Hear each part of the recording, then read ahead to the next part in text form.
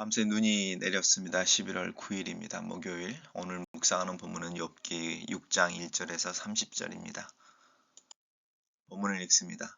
욥이 대답하여 이르되 나의 괴로움을 달아보며 나의 파멸을 저울 위에 놓을 수 있다면 바다의 모래보다도 무거울 것이라. 그러므로 나의 말이 경솔하였구나. 전능자의 화살이 내게 박힘에 나의 영이 그 독을 마셨나니 하나님의 두려움이 나를 언습하여 치는구나. 들나귀가 풀에 있으면 어찌 울겠으며 소가 꼴이 있으면 어찌 울겠느냐. 싱거운 것이 소금 없이 먹히겠느냐. 닭의 알 흰자가 맛이 있겠느냐. 내 마음이 이런 것을 만지기도 싫어하나니 꺼리는 음식물같이 여김이니라.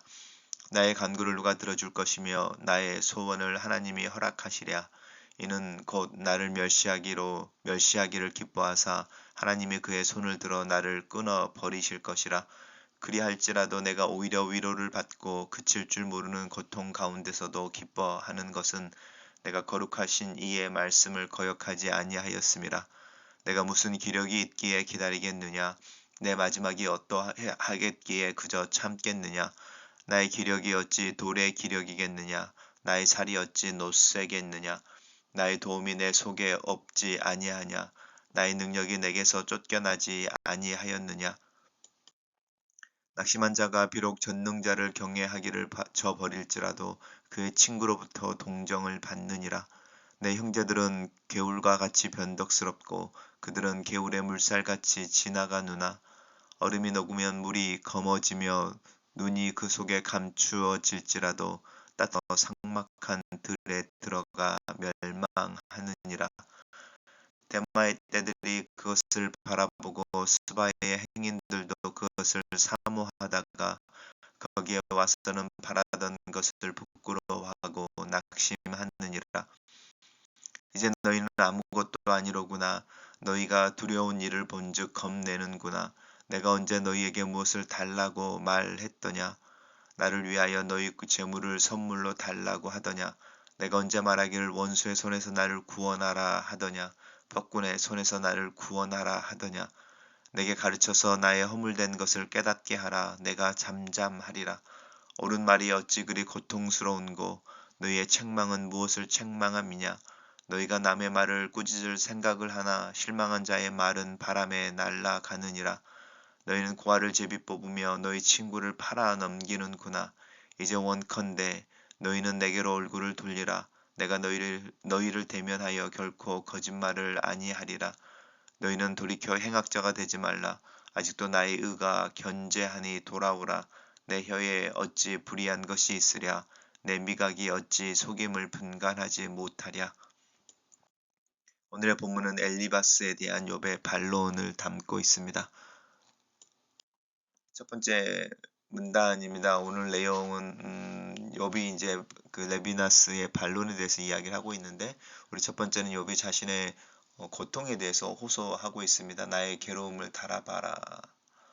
그리고 나의 파멸을 그 저울 위에 놓을 수만 있다면 바다의 모래보다 무거울 것이다. 이제 이렇게 말합니다. 바다의 모래보다 무겁다라고 하는 부분이 이제 자신의 고통에 말할 수 없다. 이제 이런 뜻이죠. 셀 수 없고 말할 수 없고, 그리고 그것들이 모여 있어서 만들어내는 무게라고 하는 것은 결코 감당할 수 없다. 이렇게 이야기합니다. 그러므로 나의 말에 경솔하여 졌구나. 내가 지금까지 했던 말, 내 생일을 저주하고 내가 태어나지 않았으면 차라리 죽었으면 이렇게 말했던 것이 어쩌면 경솔한 것일 수도 있겠지만 내가 경험하는 고통의 그 무게에서 또 그것에 대한 탄식에서 나온 것이다 라는 것입니다. 전능자의 화살이 내게 밝혔다. 네, 하나님께서 나를 향하여 쏘신 그 화살이 내게 박히고 그래서 내게 이 고난이 왔다라는 것이죠. 그 독을 마셨나니 하나님의 두려움이 나를 엄습하여 치는구나.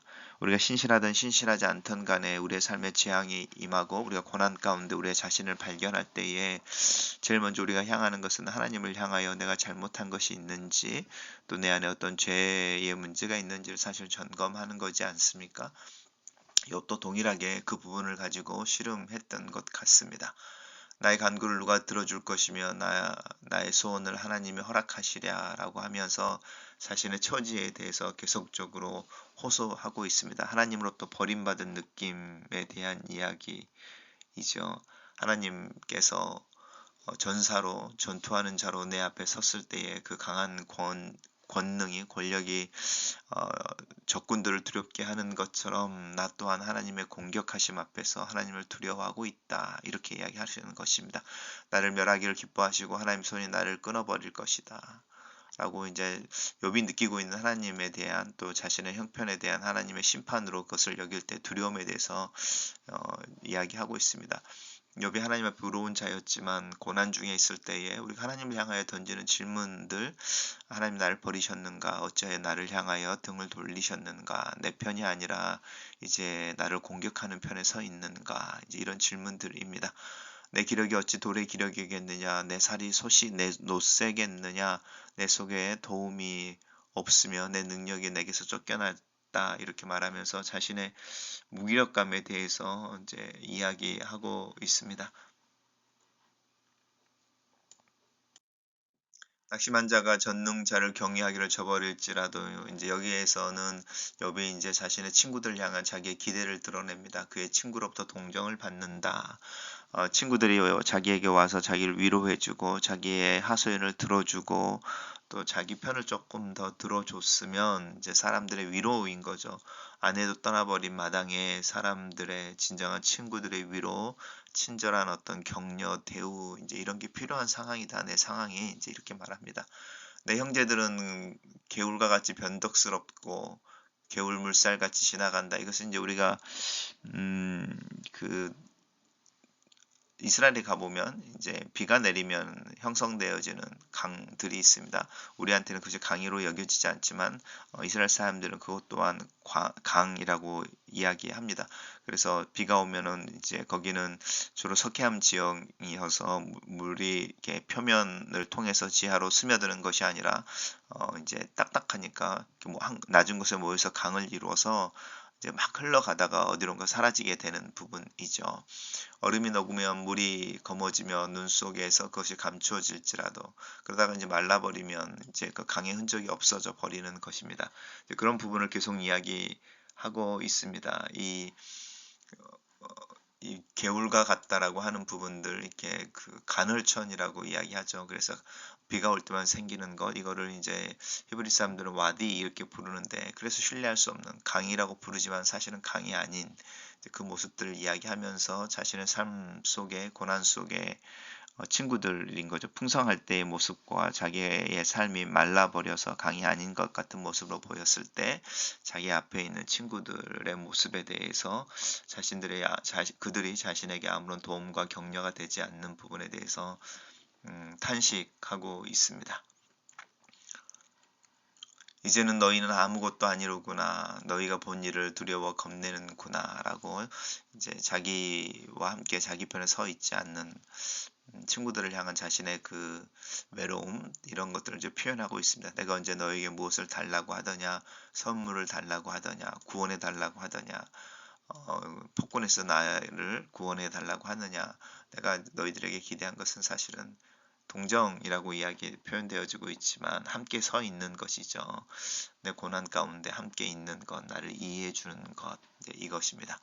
그러면서 내게 가르쳐 나의 헛된 허물된 것을 깨닫게 하려고 하는 것이 이게 이제 레비나스의 포인트이지 않았습니까? 네가 고난을 당하는 것은 네가 하나님 앞에 뭔가 숨기고 있는 죄가 있기 때문이다. 그것을 잘 돌아봐서 하나님 앞에 회개하면 하나님께서 다시 회복시켜 주실 것이다. 라는 것이 이제 레비나스의 포인트였었는데 그 부분을 이야기하는 거죠. 너가 나를 가르쳐서 허물된 것을 깨닫게 하려고 하느냐? 그러면 내가 정말로 그것이 있는지 그것들을 지적해 봐라. 이제 이런 이야기 하는 것이죠.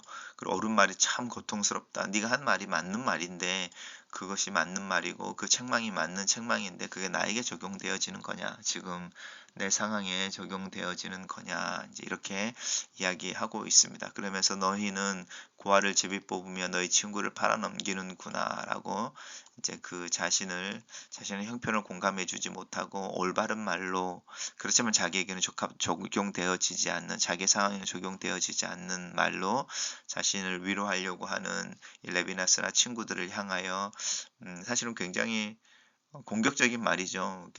그래도 친구라고 와서 옆에 오랫동안 앉아 있고 자기 입을 열어서 자기의 마음을 표현할 수 있도록 해준 친구들인데 그 친구들에게 이제 너희들은 더 이상 친구가 아니다라고 자신의 불편함에 대해서 이야기하고 나의 이런 이야기하고 나의 혀 이런 이야기하고 내 미각 이런 이야기를 하면서 자신의 하나님 앞에서 아무리 생각해봐도 자신의 고백해야 될 숨겨진 죄는 없는 것 같아 이렇게 말하고 있습니다.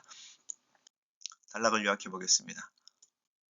엘리바스의 충고에 대해 욥은 친구들의 고통을 동정하지도 않고 공감하거나 인격적 배려가 없이 자신의 생각으로 친구의 고통에 고통을 더하는 것이라고 반응한다. 이렇게 정리해 봤습니다. 매일 성경의 묵상 나눔입니다. 레비나스는 욥이 생일을 저주하고 죽음을 선망하는 것을 두고 미련하고 어리석은 자의 분노와 시기라고 비난했습니다. 이에 욥은 극심한 고통으로 말이 경솔할 수밖에 없다고 자신을 변명하고 해명합니다. 욥의 해명에는 거친 말을 비판하기만 할 뿐 그렇게 말할 수밖에 없는 자신의 처지를 이해하지 못하는 친구에 대한 서운함을 담고 있습니다. 욥은 하나님이 자신을 관역으로 삼고 독화살을 쏘신 것과 같은 상황을 이제껏 믿어온 보응의 원리로는 설명할 수 없고 그래서 납득하지도 못하고 있습니다. 짐승이 먹이가 있으면 울지 않듯이 욥도 자기 상황을 제대로 설명할 수만 있다면 비명을 지르지 않았을 것입니다.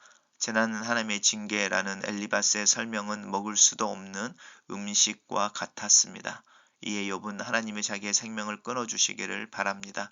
그 죽음은 말씀을 어겨서 받는 형벌이 아니라 말씀을 지켜서 받는 선물이 될 것이었습니다.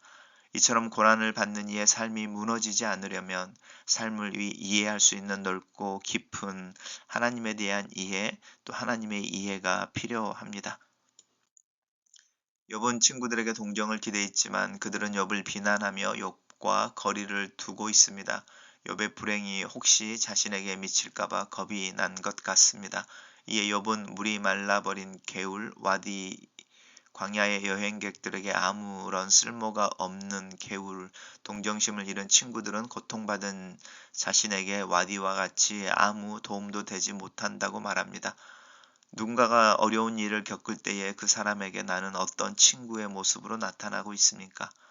욥의 친구들은 욥이 징계를 받고 있다는 주장만을 내세웠습니다. 욥의 죄가 무엇인지 말을 하지도 못하면서 욥의 말은 바람처럼 흘러 듣습니다. 그들은 욥의 문제를 수학 문제처럼 대할 뿐 욥을 인격적으로 수용하지 않습니다.